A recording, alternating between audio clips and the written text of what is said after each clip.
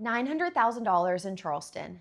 2 bedrooms, 2 bathrooms, 1,200 square feet on the Peninsula, or 4 bedrooms and a yard full of oak trees just 10 minutes away. Same number, completely different house.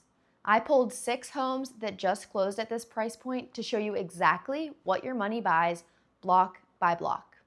Let's start with the exact number, $900,000 on the nose. 66 Cypress Street, right on the Peninsula. 2 bedrooms, 2 bathrooms, 1,200 square feet, but built in 1938. Notice the size here, 1,200 square feet for $900,000. That's $750 a square foot, and that tells you something important on the Peninsula.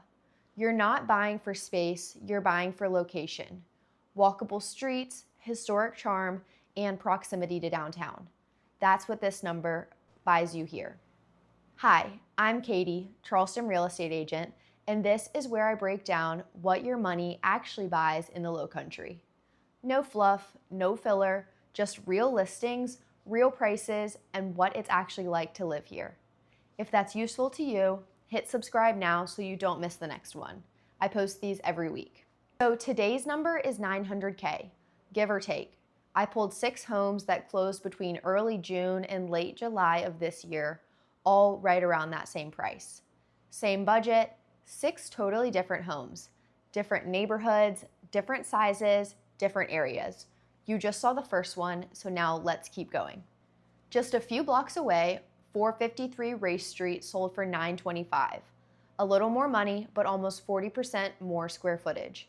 3 bedrooms, 2 bathrooms, 1,630 square feet, built in 1930. This one is a classic Charleston single with double porches, that light blue siding, the piazza upstairs and down. This is the kind of house where you are buying the lifestyle just as much as you're buying the address. Morning coffee on the porch, walk to King Street for dinner. 557 Rutledge Avenue, also downtown, sold for $887. 2 bed, 2.5 bath, 1,243 square feet, built in 1930. A smaller footprint again, but look at what you're near. Rutledge Avenue puts you right at the edge of Cannonboro, Elliottboro, one of the most walkable pockets of the city. This is a great example of buying less house for more neighborhood. Now let's cross the river to 311 Lamont Road, west of the Ashley. Sold for $885, and here's where the math changes. You have 4 bedrooms, 2 bathrooms, 1,775 square feet, same budget as the Peninsula homes, but now you're getting 2 more bedrooms and over 500 more square feet. This is a classic West Ashley trade, a few extra minutes to downtown in exchange for a real yard, mature trees, and room to actually spread out. This is exactly why price alone never tells the whole story. Location changes what your number buys you. If you want me to run the comparison for your specific budget, message me.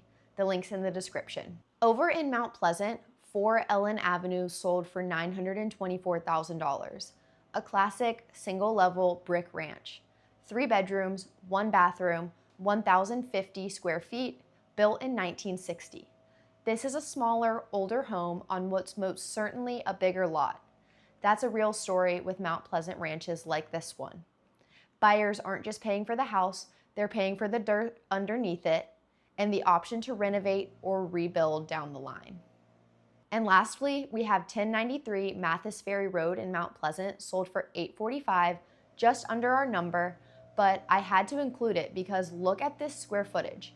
3 bedrooms, 2.5 bathrooms, 2,118 square feet, built in 1997. That's more than double the size of the first Cypress Street home for less money. If pure space is your priority, this is what it looks like. A newer build, more bedrooms, more livable square footage, all for under $900,000. 6 homes, 1 budget, 6 completely different outcomes. Comment which one you'd prefer. So here's the real takeaway, around $900,000 in Charleston right now.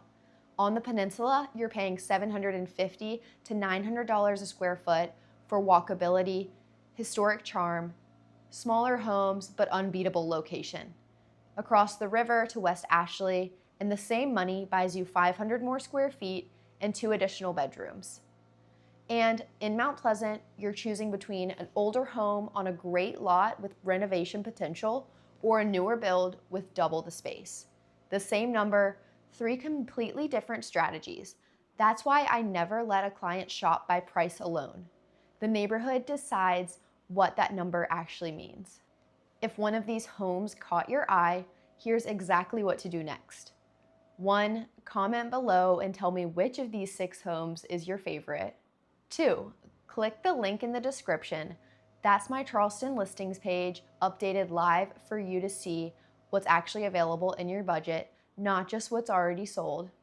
And 3, if you're seriously thinking about buying in Charleston in the next year, message me. I'll walk you through exactly what your number gets you, neighborhood by neighborhood, before you ever step foot in a house. And if this was helpful, hit the subscribe button. I break down new price points weekly, and so next time it might be your number. I'm Katie, and I'll see you in the next one.